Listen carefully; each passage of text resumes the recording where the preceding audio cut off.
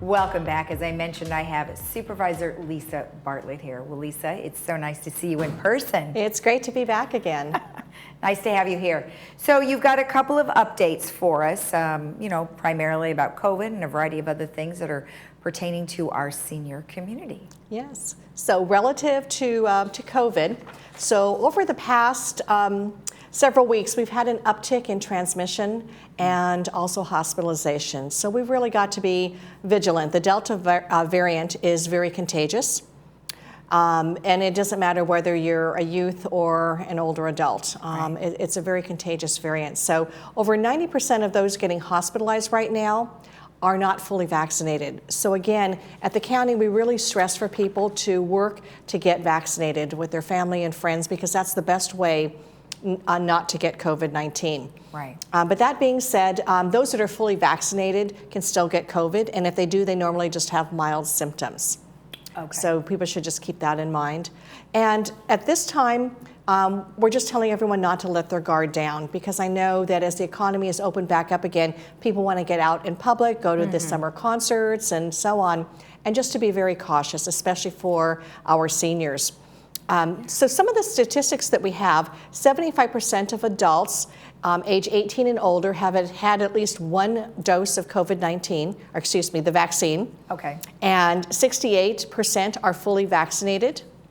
Relative to our seniors, 82% of seniors 65 plus are fully vaccinated. Yeah. And I think in South County, seniors 65 plus, and maybe closer to 90%. We've done a great job here in South County with getting our seniors vaccinated. Yeah, now, as you know, the village coordinated with Memorial Care to get the majority of our residents vaccinated, so I think that's been great.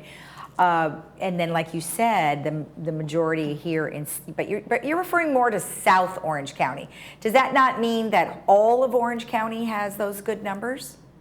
All of Orange County, relative to the senior population, have really good numbers. Okay. But our numbers are higher for vaccination for a number of reasons here in South County, which is great for our South County residents, and especially our South County seniors.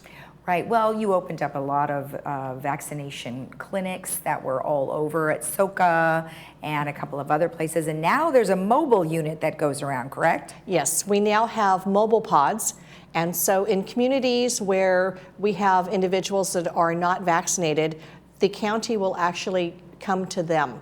And it could be a neighborhood with 5 houses where people want to get vaccinated, or it could be a community center. Okay. So we're looking to really get out into the communities now and get those individuals who want to get vaccinated, have an opportunity to get vaccinated without having to get in a car and drive to one of our pod sites. Do you happen to know, I know you mentioned hospitalizations, those are up, and as well as cases are up too. When you talk about the hospitalizations, are those people, are they spending long-term time in the hospital, or are they just kind of coming in and then they're leaving, or can you give me an idea of what we're looking at there? It really depends on if they have any underlying health conditions. Okay. Those that are getting hospitalized with underlying health conditions tend to stay a bit longer. Okay. And some of them end up in our ICU. Okay. Those that have had COVID-19 before, or they're fully vaccinated but they get COVID again, the symptoms are a lot more mild, and so even if they get hospitalized, they're usually in there just a shorter period of time. Okay, and then I want to go back to your chart where you mentioned that 90% of the seniors 65 and over have one dose. Is that because they're in the process of waiting for the second dose? I think in South County, the number of seniors that are fully vaccinated may be closer to that 90% mark. Okay. Okay, good. That's great. All right, well, so let's take a look at, the Delta variant. You said it is we've been hearing a lot about it in the news, that it's more highly contagious, although the symptoms really aren't that much different than when you got COVID from the milder standpoint. That is correct. Okay. It's just more contagious than the original COVID strain. And is that why the mask mandate sort of came back for everybody to sort of wear one? I believe so. That is a mandate from the state level. Right. And all 58 counties need to comply Orange County needs to comply just like everyone else. Right. But when you take a look at the Delta variant and what's happening with the transmission of COVID in all counties, so all 58 counties in the state of California, if we were back in the colored tiered system, all counties would be in the purple tier. Yeah, I know, and it's a shame that we're kind of going backwards a little bit, but it's not. It doesn't seem to be as bad as it was when it first started. That is correct. Okay. Even though all 58 counties would be in the purple tier if we were in the colored system again, if you take a look at the hospitalization and ICU bed rates, there is still, in most counties, the majority of counties, plenty of hospital capacity as far as hospital beds and ICU beds. Okay, well, that's good to know. And then let me ask you something else, because you're out there talking to businesses and people who visit those businesses. How is that working for restaurants? I mean, are you getting some pushback on it, or is there a lot of cooperation, or what are your feelings about what's going on out there? Well, I know a lot of the restaurants were hurt very badly during the big part of the COVID-19 pandemic and had to close down or have takeout only. So now that they're opened up again, I think one of the great things, and we're in the summer months too, is the expansion that they had relative to the outdoor dining and seating. Right. So a lot of the restaurants have been able to keep their outdoor space for outdoor dining for their patrons, and that's been a really great thing, because for people who want to go out to a restaurant, they may not feel comfortable dining indoors, and having the outdoor dining options is wonderful for people in throughout our county. Oh yeah, I mean, they spent money on actually getting decks and tents and all that stuff, so I like the fact that it is an option for people, but then of course we can't complain. Our weather is fabulous here in California all the way up through October. Yes, we are very fortunate. If we were in back east, come the winter months, we can stay operational outdoors for a lot of our activities and also for restaurants, but you don't want to sit in 2 feet of snow in New York in the winter. No, although we could use some rain. Our poor drought numbers aren't looking so good here in my area. Yes, when people talk about the drought and rainfall, and they talk about, Arizona, it's just such a desert.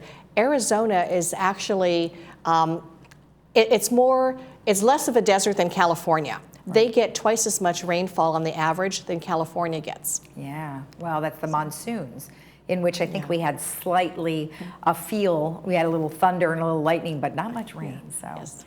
We can only pray. All right, so is that all that you wanted to cover on COVID, or did you have anything else? Nope, that was it. Okay, good. Now, senior non-emergency medical transportation, which is super important because people have doctor's appointments. Yes, and especially during times of COVID, we realized that for a lot of the seniors, they didn't either want to get in their vehicles and drive anywhere, or they don't have transportation to get to medical appointments. Right. And so we've got an extension to our senior non-emergency transport program, which is a great program because basically it's door-to-door service. Seniors get picked up at their homes and they'll get brought to their medical appointments or health appointments, therapy appointments, dental appointments, etc. Mm-hmm. So this is a great program for our seniors to tap into, and literally thousands of seniors every year utilize this program. And they can get more information by contacting the Office on Aging, and that number is 1-800-510-2020 or 714-480-6450. But it's a great program for our seniors to take advantage of. And again, it's door-to-door service. We pick you up, we take you to your appointment, and bring you back. So now, is it multiple people in the bus? Like you would call and you would get your appointment, then they might have some other trips, or how does that work? I think it all depends on the number of people that need to be picked up in a given area at a given time. Okay. But on many occasions, it's just a one-on-one, so the driver and the passenger. Okay. And then, of course, transportation, they are using their masks right now. Yes.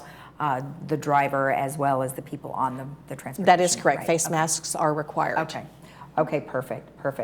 And something that you've brought back, which I think is great because it certainly is needed here in the community, is the nutrition GAP program. Yes, so we are launching our third phase of the Nutrition Gap program, and this is a great program for seniors and also for veterans. We've kind of expanded the program, and what it means is that you can, if you qualify for the program, you get fresh delivered meals right to your doorstep. And again, with the COVID variant, the Delta variant right now in play, a lot of seniors don't feel comfortable in going to the supermarket or out in public and going to restaurants, yet everyone has a need to eat. And we want to make sure that they get good, nutritious food. And the best way to do that is to actually sign up for the Nutrition Gap program and get meals delivered to them. Okay. So I'm excited to say that we've got a number of entities that are joining us in South County. And we have Ruby's Diner once again. Okay. We have Bella Colina in San Clemente, Villa Roma in Laguna Hills, and Bamboo Bistro as well. So we have 4 restaurants that are participating in the program. Okay. And they can get more information for the program by going to the information that is on the screen. So to check for eligibility, contact the program administrator or go online and get that information and then sign up for the program. And basically each Tuesday, participants receive 3 fresh lunches and 3 fresh dinners. Okay. And on Thursday, they receive 3 fresh lunches, 3 fresh dinners, 1 frozen lunch, and 1 frozen dinner. And there's no cost? There's no cost. Wow. Yeah. That is amazing that you were able to get, all of those various restaurants, great food, and then they just package it up and they just put it in the refrigerator, and then when they just heat it up when they're ready to use it? Yes. That is wonderful. Yes, this program is funded by the ARPA, the American Rescue Plan Act. Oh, okay. And so we have $2 million for every district. So all 5 districts received an allotment of money, and specific for this kind of program. And this is our 3rd round of the program, and the other 2 rounds have been extremely successful. We were able to get so many thousands and thousands of meals out to many of our seniors right here in South County. Okay. And we had so many seniors that were just so grateful because they were able to dine in the comfort of their home, had fresh delivered meals, and they didn't have to venture out where they weren't comfortable. Absolutely. And so it was a great win-win for everyone with this program. Now, is the age 65 and over or 55 and over for that program? I don't know if there's an age requirement. I think it might be 55 and over for this program. Okay. But they can go online to get the details for eligibility. And then it also mentions that you cannot be already receiving assistance from any other state or federal nutrition program. Right. So if they're engaged right now, with, for instance, with the Meals on Wheels program, and they get meals delivered, they can't get the Nutrition Gap program meals as well. So it's one or the other. Okay. Well, yes, that makes a lot of sense for sure. Well, that's great. I'm glad you were able to bring that back. Thank you for all the nutritional food too. It sounds awesome. And then one other thing which is interesting is that scams are back in play again with gift cards, and that kind of leads into technology. And not to be afraid of technology, but to use it as best as you can, but be aware. What are some things about technology that seniors need to know about? Well, again, a lot of the seniors were so used to going into the libraries or the community centers to access technology if they didn't have a computer at home.